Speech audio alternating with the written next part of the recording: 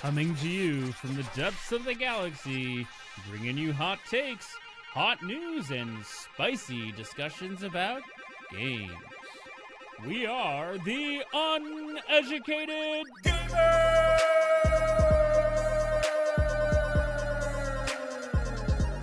This episode is brought to you by GalaxyGameTV.com and Shipping Shield, creator of the cardboard top loader alternative, environmentally safe shipping card protection made in the USA. Go to shippingshieldus.com for more details. What's up, gamers? This is the Uneducated Gamers Podcast, and we're back. We're back. It's been a while since we did this, yeah? It's been a bit, yeah. 2 years? 2 years. 2 years. Can you believe 2 years ago? And we're gonna do some Galaxy Rewind here shortly. A new feature to the podcast, but where we go back and rewind with some of the things that we've said or talked about. But can you believe some of the last episodes that we did were when the Super Mario Brothers movie first came out, when the Nintendo Switch 2 leaks were all rampant everywhere. It was a crazy time, and then all of a sudden, poof, we took a break. Yeah, and now it's not crazy anymore. There's no crazy times going on. Not at all, but crazy times in gaming everywhere, and that's what we're going to be talking about. And we have an action-packed set of, topics that we have already in the backlog to talk about, and it's going to be a lot of fun times here come up in these next few months. New year, new invigorated podcast, and let's go. So to kind of start us off, and I kind of alluded to it with the rewind segment, we're going to do a little rewind segment, and we're going to start off with a little fun one. We had a little bit of a debate back in the day of, I guess we didn't really put a bet or anything like that, but we kind of made predictions, which I don't think we do very often on the show. But let's go ahead and I'm going to play that clip, and then we're gonna kind of see and come out the other end of that. Galaxy Rewind. I predict Super Mario Brothers is going to top 1.65 billion and will be in the top 10 when it's all said and done. And if I'm being bluntly honest, I'm going to say it's going to barely top a billion. Might hit 1.1. Oh, really? Yeah. So how you feeling about your prediction now? Man, do I love Past Me, listening to Past Me argue about things he didn't know shit about. I don't know the answer. I just know I'm wrong. So we kind of were like, we believe it or not. I wasn't too bad. It wasn't too bad. It was quite split down the middle. So for the audience who are not seeing us on YouTube, by the way, you will now be able to catch our podcast on YouTube. We will have video content coming more and more often. But as you can see, worldwide it grossed $1.36 billion. I was close. So was I. Close. So was I. You said like 6 billion, right? No, 1.6. 1.6. Oh. And you said just at a billion. So we literally split the difference there. We can both be right. We can. And actually now, 2 years down the road, another Super Mario Brothers movie coming out very soon, Super Mario Galaxy. I'm interested to know what they're going to do with that. I mean, I think they're going to be in the galaxy, right?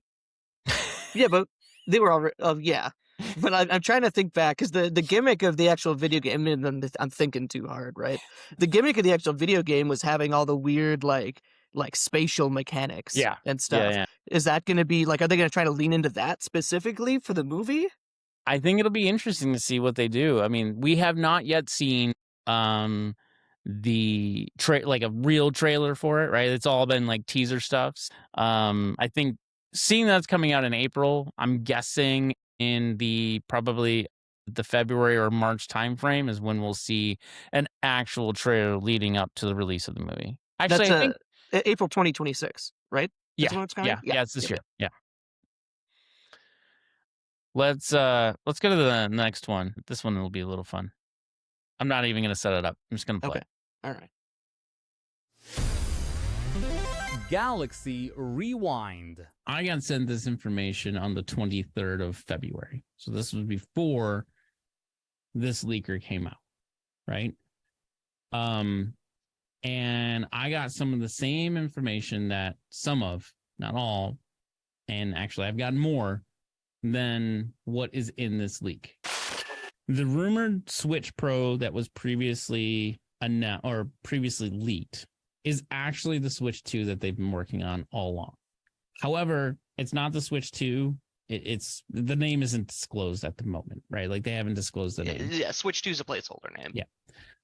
This model will replace any of the existing Switch models that are out there, except the OLED model, which will continue to be sold. So they'll have the OLED model that we have currently and this new Switch hardware.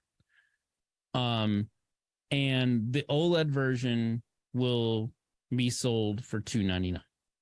The Switch 2 will feature an SD card slot. It will use an NVIDIA chipset. So it'll have an 8-core CPU and GPU capable of producing 4K graphics when docked. It will use the same cartridge format as the current generation of the Switch. Aha! It will sell for $349 US. However, it will not contain or be bundled with a dock or a controller. That's nonsense. That I don't see that being true forever. $349 for just the console. My guess is they will definitely have like another like for $50 more they'll bundle it. Handheld will remain as a 1080p on an OLED screen. So they are carrying over an OLED screen into the new Switch. Handheld will move. The handheld machine will move away from the current Joy-Con design in favor of a more ergonomic design. So, like some of the third-party stuff that's out there now, it's supposedly supposed to be more ergonomic than the Joy-Cons. This I thought was interesting and very, very specific. The system will launch with Metroid Prime 4, a new Mario Kart game, and an enhanced version of Pokemon Scarlet game series. So Pokemon Scarlet and Violet.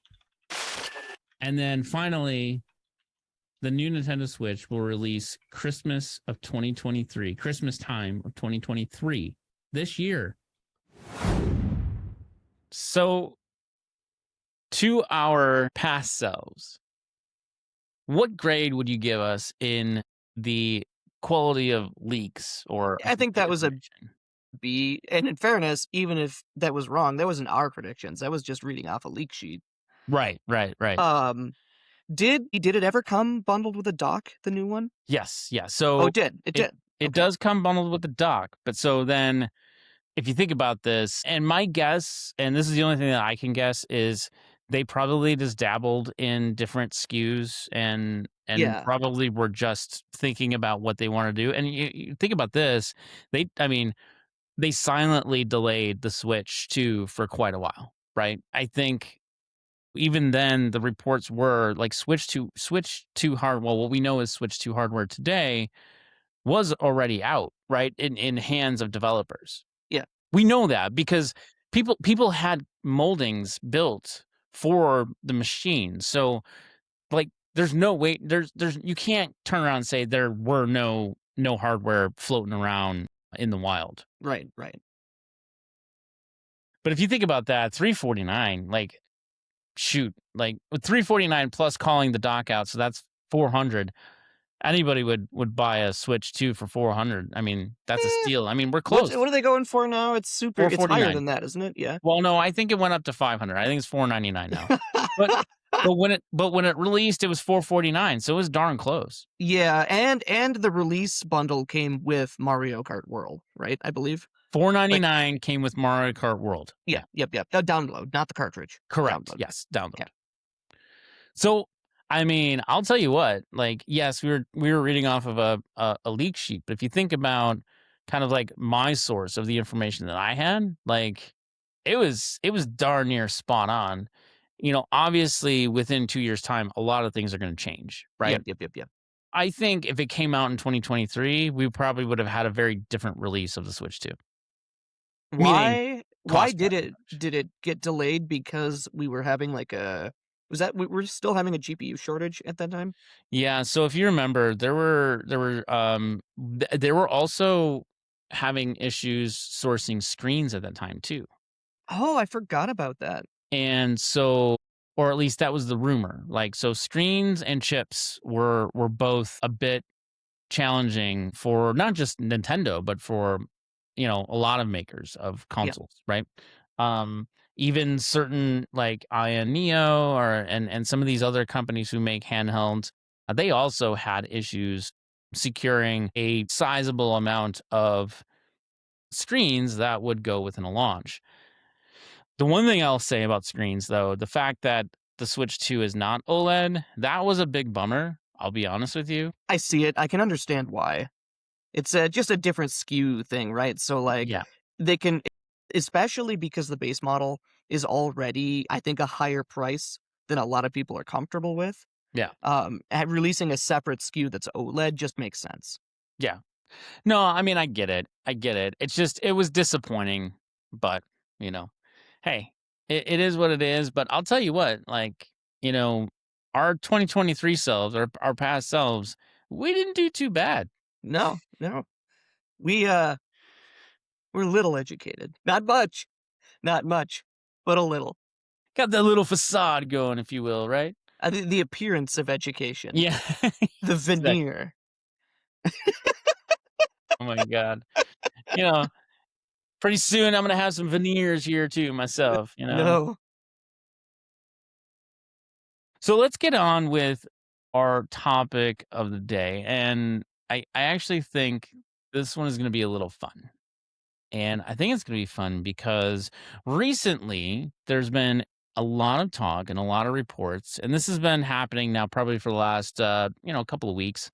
But there are recent reports, nothing official yet from CD Projekt Red, but The Witcher 3 is supposedly getting, after 10 years, is going to get a new full big huge DLC leading Nice. into the Witcher 4 release. Hell yeah. What's your thoughts? Like, the moment that I say that, like, what do you immediately think about? I mean, so I have not played any of the Witcher games, not read the books, I've not seen the Netflix show. The only thing I know about Witcher is it's fantasy game, a very popular fantasy game. And I feel like more of it is not a bad thing.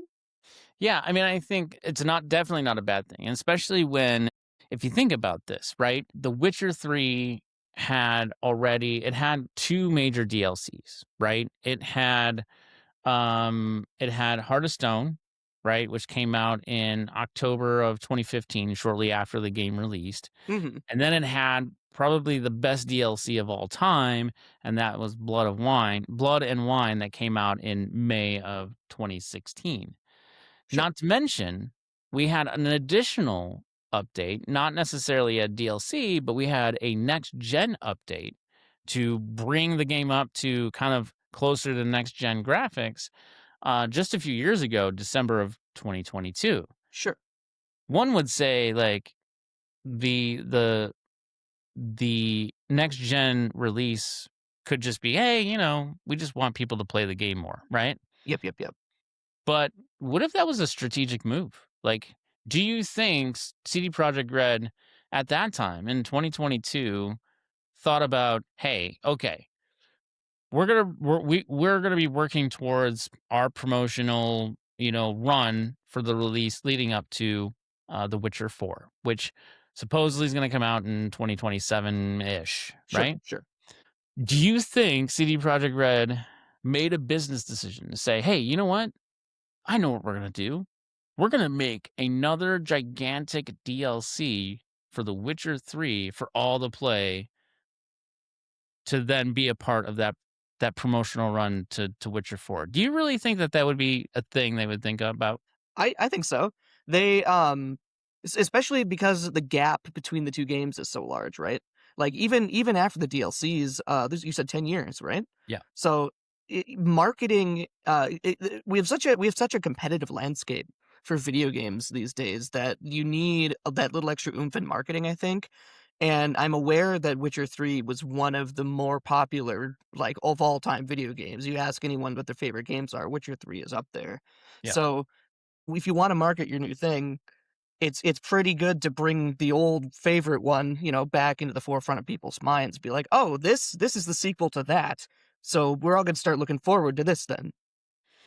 And Yeah. I was reminded when you brought this up as a topic, I was like, I feel like this isn't the first time I've heard of people doing this. And I remembered Borderlands 2 did this in 2019 with the release of Commander Lilith's Fight for Sanctuary. Really? I didn't know that. Yeah. The Borderlands 2 released in 2012 had several DLCs or whatever. And then there was a gap, and then they were working on releasing Borderlands 3.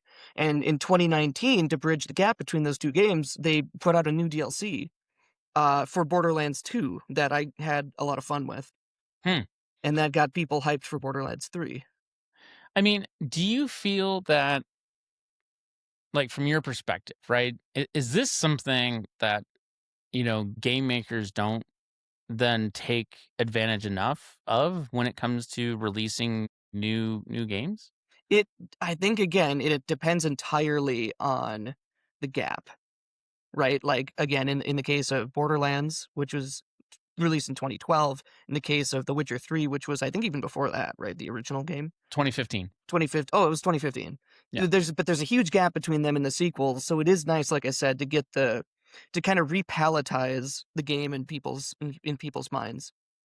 Yeah, so I think, like, The Witcher 4, it'll be at that point it'll be probably 12 years since Witcher 3 first released, right? Yeah. It would be a 12-year gap.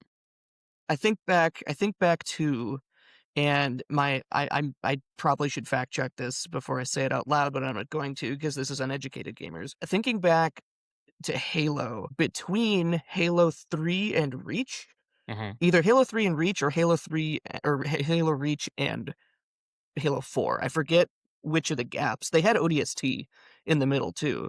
And it's not quite the same thing, especially because the gap was smaller, but I feel like that too helped, give players something to do to keep Halo fresh in their minds while they develop the new thing. Especially because they were swapping from Bungie to 343 Studios behind the scenes. Fair enough, yeah. I mean, I think my thoughts here, right, is that, well, first off, I think it's a great thing because any more Witcher 3 is better in my opinion, because here's a couple things I think from a gamer / fan side of things is like, I can then dust that cover off, put it back in my system, be able to play that game even more, right? Yeah, it gets absolutely. gets me excited to play that game again. It adds replayability with without really having to buy a different disc or what have you, right? Oh yeah, because let's say you get the new Bridge the Gap DLC for Witcher. You're not just gonna play that in a vacuum. You're gonna play the whole game over again. Probably the other two DLCs as well. Yep. Yeah. I mean, I think it's great, and I think it's great because it kind of, again, it sort of, first off, I mean, The Witcher 3 is a great game anyways, right? Like, I'm gonna play it regardless again at some point, even if they didn't do another DLC. But the fact is that not just that, but here's the other thing, is that's almost free marketing. Oh yeah. I mean, it's not free marketing, but it is free marketing because you're selling it, right? Yep. Marketing a game, right? Marketing Witcher 4 is a sunk cost to them to market the game. Yep. Whereas if you are selling a DLC, and we'll get to the cost in a second. So before I don't want to talk about the cost just yet because this will cost money, but you are going to pay for a DLC and people are going to basically pay for the promotion of The Witcher 4. That's smart business, in my opinion. Yeah. And Yeah. it's great for people. Like, you again, as we just mentioned, you can still play the game. Yeah, like I said, getting people talking about Witcher 3 again, especially the new Witcher 3 DLC, that's going to lighten the inertia that you have to get over when it comes to Witcher 4. Whereas otherwise, if there was a 10-year gap and you suddenly said Witcher 4, well, now you got to like cold start everybody to get thinking about The Witcher again. Yeah. Especially with how poor the audience reaction has been to the Netflix series. So maybe this is even partially just to try to re-sweeten the IP in people's minds. Not to mention capture a new audience, right? So in other words, if Yes. we're talking about this is a 10-year, 11-year gap, right? So we're talking about, so let's just say at the time that Witcher 3 came out, somebody was 13, 14. Well, it's an M-rated game. So let's actually bring it forward a I little mean, bit. it's an M-rated game in America. They were 9, right? Yeah, fair. So let's just say somebody was like, just graduating high school. Well, now just fresh out of college, here we go. Here's this Witcher 3 series that they may not even heard of or, couldn't play at the time, right? Yep. And so now you can have this new adventure with it. Yep. With that said, I do want to start touching on the cost and talking about cost and how this impacts sort of people from purchasing it. And so the rumor has it that this is going to be, and it's expected to be, a very sizable DLC, right? It is going to actually be, they said either as big or slightly bigger than Blood and Wine. And Blood and Wine was massive. It was essentially almost an entire another game of Witcher 3. Sure. So if they're creating this DLC, the rumor is, or the thought here that has been kind of floated around, that this DLC is going to cost $30. What do you think about that? I think that's fine. I mean, video games are expensive to produce, right? So you got to make some money off of it. It's not like it's horse armor. I mean, well, I guess, to be fair, how much do we actually know? Is it horse armor or is it more game? Because more game is worth spending money for. Well, the fact that it's being reported that it is expected to be as big as Blood and Wine, you can imagine it's not going to be horse armor. It's going to be a sizable piece of game to play. Sure, like absolutely. At least 30 hours, right? I'd pay $30 for that. That's $1 an hour of game time, right? Yeah. And I just looked it up. The Commander Lilith Fight for Sanctuary, which came out in 2019, is still going for $15 on Steam. That DLC. So, do you know how many hours that DLC was? I played it when it came out, and I remember nothing anymore. So I couldn't tell you for sure. The Steam page might say something about it, but I don't want to linger on that too long. Yeah, no, that's fine. But so with this, right, like, I guess the question here becomes, should games be more willing to do this for games? So let's think about this for a second, right? And I think of let's just talk about the current Star Wars games, right? How awesome would it be, right, if Jedi Survivor, right, the first game that came out. Actually, no, what was the name of the first game? The Force Unleashed? No. Of the newest one, the ones with Cal, I forget his name. But anyways, it's Jedi Survivor was the second one. Man, the name of it is escaping me right now. I don't play a lot of Star Wars games. But let's just say that they had a Star Wars series like that, right? Yep. And the game comes out, and then every 2 years they come out with a DLC that extends that story. Sure. Like, if they nailed the mechanics of the game, like if the gaming nailed the mechanics of the game is like rock solid, right? Like The Witcher was. And by the way, The Witcher released, it was not perfect. Like they fixed it over time, just like every other game. Yeah. But if they committed to that and making the game that it works, wouldn't it actually cost the developers less money to release multiple releases of the same game as DLC or as additional chapters that way every 2 years than it would to develop 3 games? 3 different games. It might, because they still have access. If it's still running on the same engine, they're still using all the same assets. The story is already written for them. Like maybe the story of the DLC just extends on like a side story, like a character that didn't get their full limelight in the main. There's a lot of work already done for you that from a business perspective and an artist perspective, I feel like they could like work together to make something decent without having to get, again, it's an inertia problem, right? Yeah. They've already got it started. So have you played like things like Overwatch or any of these? Oh, I played Overwatch, played a lot of hours of Overwatch. So let me ask this question. Between Overwatch 1 to Overwatch 2, like were there distinct differences between those two games? Mechanically, yes, in the fact that they went from 6-player teams to 5-player teams. And a lot of people quit over that. The group that I was playing with ended up not playing very much after that, which is a shame because I didn't have a problem with it. I kind of liked Overwatch 2. They changed the way that the teams were balanced. Like tanks became a lot more critical and in certain ways, so it became harder to play tank, I think, but it was equally as fun. But you're right, other than some format, like mechanical changes, which I've heard lately they're going back on anyway, other than that, it was roughly the same game. The only thing that changed, the other thing that changed was no loot boxes, which for whatever reason people rioted about. Like, give us back our loot boxes was not the take that I thought was going to be the popular take for Overwatch 2.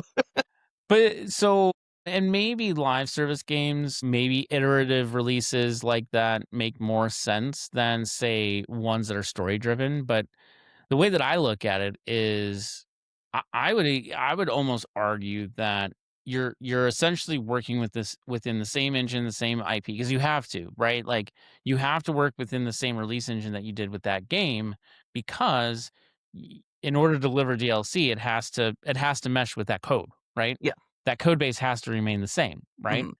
So, Well, I mean, meaning the base code of what you're developing, as far as from an architecture standpoint, needs to stay the same, right? All of your delivery Bethesda pipelines and everything. notwithstanding. What's that? Bethesda notwithstanding. Well, 'Cause that's that's just a mess. that's a whole different conversation.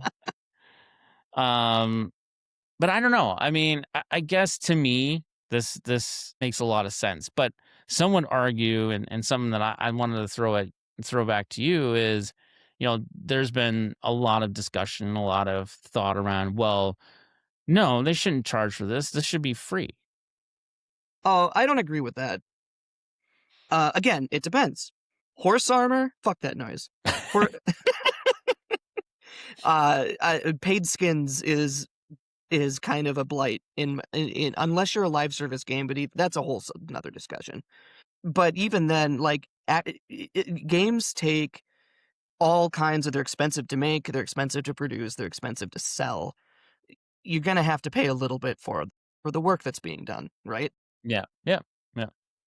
So I know, like, and I have a few more other thoughts, but like, what are some what are some things that you had that you wanted to cover as far as talking through this?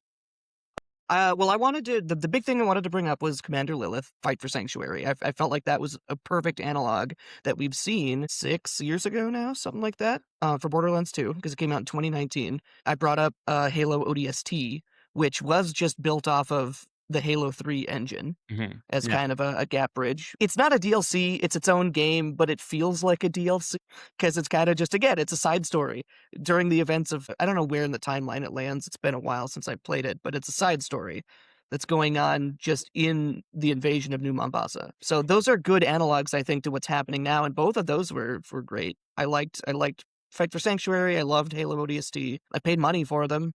I had ODST on disc, actually. Oh, and ODST on disc at the time came with a second disc that had the Halo 3 multiplayer experience on it. So you could still play Halo 3 on, like, the online part of Halo 3 if you had your ODST disc. Gotcha. That's pretty cool. Yeah. Yeah, I mean, I think overall, I mean, it's a wait and see. Again, nothing official on this, but I'm excited about the prospect of this being a real thing. I imagine we'll hear about it sooner rather than later, considering that the Witcher 4 timeline is kind of approaching. Yeah, it's probably about a year away, but for a marketing standpoint, a year away is not that long of a runway, really. So it'll be interesting to see what happens, and definitely look forward to playing some more Witcher 3 even without the DLC. I wonder too, because you said Witcher 4 is a year away, right? That's what is rumored, yes. What you think about what else is about a year away, according to, rumors, is you can feel it in the air that the entire gaming industry is kind of looking with bated breath on when GTA 6 is coming out. Oh, Because you goddamn well GTA 6 says we're coming out, let's say summer 2026, nothing else is selling. It's only going to be GTA 6. They're going to take all the money and all the audience cap. So well, there's another use case for this Witcher 3 DLC is to be like, oh, we suddenly learn GTA 6 is coming out. Let's push back the Witcher 4 release. But don't worry, because this DLC came out, so you still have Witcher to play. I mean that is a fair thing to think about and a fair thing to say, because I think we all know when the big when GTA 6 comes out, that thing is just going to be an utter juggernaut. It's like releasing a movie at the same month that the Avengers comes out in theaters, right? Yeah, right. Like, what are you gonna do? I worry a little about Mario Galaxy because we have 2 big Marvel movies coming out, spring and summer, fall, that area next year. Mario's gonna get shit canned. It's gonna make $2 billion. The next It's Mario gonna movie make $2 billion, competing with Avengers Doomsday. I'm not saying that officially yet. The Not until we return see of the Robert trailer. Downey. I'm waiting for the trailer before I say how much the next Mario gets. But rumor, hot off the press as of yesterday, rumor mill around, and I know this is not part of this episode, but you just brought up, coinciding with and really relevant with the release of GTA 6, is apparently the game is not finished. I'm not surprised. And so I feel like all of this, this dancing around that Rockstar is doing right now about the release date of it's kind of like a bait and switch thing right now, where it's like it's the chicken and the egg of what everybody else is gonna do. Rockstar is trying to make sure that GTA stays on the forefront of people's minds, so when they're ready to release it, they don't have to do as much marketing. It's kind of it's the same problem that Bethesda is having right now with Elder Scrolls 6, where they're like, we promise it's coming, but we have not even seen anything beyond concept art. Did we even see anything beyond a title screen? Like a screenshot of a logo? No, we haven't even received a name yet. And that was 3 years ago that they showed it off or something like that? And this could stem into a whole different topic, but another one in that same camp is Fable, the next Fable. Oh, right, because they had the trailer with the guy from the IT crowd. It's been 5 years? 5 years. I forgot about Fable. See, that's the problem with announcing early. That's why you need a DLC. Fable 3 DLC when? No, please don't do that. That game was not good. No. Maybe a Fable 1 remaster. Let's get that. Actually, I thought they were working on that. No, I think there is, yeah. So then actually to kind of cap this all off, I mean, if you really think about it, what we just came back full around to, right, is no, don't do a DLC for Fable 3. I think there's a fine line between games that can get reinvigorated with additional DLC 10 years later, and there's games that absolutely should not. Yes. So I think there's 2 big factors to this. Is the game you're making a DLC for one that people already liked? Mm-hmm. Halo 3 going into ODST, that was going to be popular, right? Witcher getting a new DLC, that's going to be great. Fable 3 is not going to benefit from having a DLC in 2026. What about Fallout 4? No. Although there's a new Fallout in the works, I heard. Yes, there is. Fallout 5 and New Vegas. Oh yeah, New Vegas remaster. Yeah. Will it actually run on PC this time? We'll find out. We will see. The other part, though, with the DLC, before I forget, so your game has to be good enough to justify a DLC to begin with. But then it's a risky proposition because let's say Witcher 3 DLC comes out, right? Everyone loves Witcher 3. Let's say Witcher 3 DLC is the best thing since sliced bread. What if Witcher 4 sucks? You bring off the Witcher 3 DLC after 10 years and everyone is max hype. Witcher 4 sucks. Now what? That's a problem. You've done yourself a disservice now. That's true. And I guess in any business decision, whether it's DLC or a sequel, you always run that risk. Yep. Right. It's like why nobody likes Shrek 3. It's because it came after Shrek 2. Yeah, I didn't mind Shrek 3. I like Shrek 3, but yeah, a lot of people are like, it wasn't as good as Shrek. There's nowhere to go. There's nowhere to go after Shrek 2. Borderlands 3 was always going to be bad. There's nowhere to go after Borderlands 2. But if you built let's just say let's think of Borderlands for a moment. Now that you brought up Borderlands 1 was great. And it actually had a significant run on the DLC train for a while. And it had really good DLC. Yep. I think there are caps to that. I think meaning like I do think The Witcher 3 could be one of those exceptions that 10 years down the road you can put a new DLC out there and people will absolutely want to get it. Sure. I think if you put out DLC today for, say, Borderlands 1, I'm not sure somebody would be ready to be forking out money for that. I think it's too far gone. We've already had Borderlands 4, right? So doing a Borderlands 1 or 2 DLC at this point is even 3. If they put out a new Borderlands 3 DLC now that we've already had the Borderlands 4 launch, it would be strange. I don't think it would work. Yeah. But if you're still going from like 2 to 3 and there's a large year gap of no content, I think that's where you get another DLC midway. Then it's welcome. Well, okay, let me rephrase that. Let's just say we didn't have Borderlands 2, 3, and 4, right? Sorry, I thought of a stupid example, but you go first. You go first. Let's just say we didn't have Borderlands 2, 3, and 4, right? We still had just Borderlands 1 that came out. Do you think the hype train for the original Borderlands would carry through getting a new DLC? And I know it'd be hard to think about now that we've got new Borderlands, but like, would that be a thing?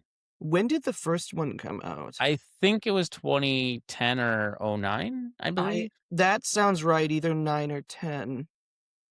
Because the second one came out 2012. All I can find on Steam is the Game of the Year enhanced version. But that sounds right. 2029 or 2010. That would be 16, 17 years ago. October 20th, 2029. No, sorry, 2009. Yeah. 2009. Yeah. Yeah, so like 18 years ago. Yeah. That math is wrong, but it's close. That's a large enough gap that I think you come around the other side and you just remaster the game. Right? Because it would have been early Xbox 360 that came out for. Yeah. And we're on, like, make Borderlands remastered for the Steam Deck, right?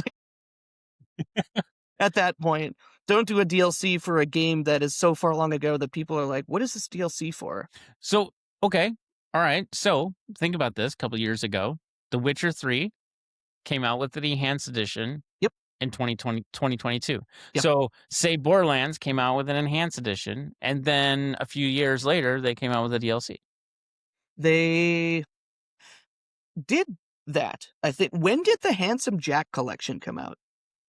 Oh, I forgot about the Handsome Jack collection had Borderlands 2, the pre-sequel, and was it just 2 in the pre-sequel? It might have been just 2 in the pre-sequel. And I can't remember if that came out. It was 2 and pre-sequel, yes. Yeah, and I can't remember what year did that come out. I think that's 2015. 2015? I think. Which means Battle Commander Lilith Fight for Sanctuary came out after the Handsome Jack collection. March 24, 2015. Wow. I'm getting my dates pretty well this time around. So you did that. You had Borderlands 1, you had Borderlands 2, which was both of those were massively successful. Yeah. You had the pre-sequel, which is its own game, but people treat it like a DLC for Borderlands 2. Then you had the remaster package of the Handsome Jack collection, which was Borderlands 2 and pre-sequel. And then 4 years later, you had Commander Lilith Fight for Sanctuary to keep the name alive to release Borderlands 3. Okay, so this isn't, I mean, I guess if we think of it that way, I guess this is not unique. people are just making a lot about it, maybe because it's The Witcher 3, one of the most beloved games that CD Projekt Red has done. I'm 100% certain that it struck some people as out of the ordinary, and they're worried about bad content being released for one of the most beloved games. That would be my guess. Fair enough. Now, again, what happened with Borderlands? We had Borderlands 1 and 2, which were really popular. They had the DLC, which was pretty fun. The Borderlands 3 came out, and people were like, oh, this sucks now. And now we just had Borderlands 4, which is not very good. No comment. I haven't even played it. I played it. I didn't want to. I got it on release because I got a friend of mine who got it on release. We played it together. It was, if you like Ubisoft-style games where it's an open world with a story you don't care about, but a million things to check off a list, it's the game for you. You That's just kind of described, what it is. described Division 2 to me. I never played the Division games. I'm not an MMO guy. They're basically, though, like Division is like more of a looter shooter because it actually does not depend on you playing with other people. You don't have to. It was more like Destiny. Yeah, kind of. yeah, but much better, in my opinion. I like it better. Excuse me. I like it better. Yeah. I played the shit out of the first Destiny. That was really fun. Yeah, Second one I never really played. Yeah, it's okay. I tried like, I'm gonna do something different. I'm gonna load up Destiny 2. And it was like after there was 8 DLCs, and I like popped into the tower, and they like kept like picking me up and dropping me into intro levels for all of the DLCs that got released, and I was fucking lost. Like, all right, I'm having a boomer moment. I don't know what's going on, and I turned it off. So Bungie, do not do that. Do not force intro all of your DLCs in one go to a new player. That's not good. Don't do that. So, I guess in conclusion, Mike, like, I think what we've explored here, right, is yes, The Witcher 3, like, it's got a lot of hype around it because of Witcher 4 and the fact that Witcher 3 was a fantastic game, beloved by many, but I mean, really, I guess this is not truly out of the ordinary, but I would say that I don't think it happens frequently that allows people to remember this kind of thing happens. Yes, it's not standard, at least today. It's not standard. I think it should be, though.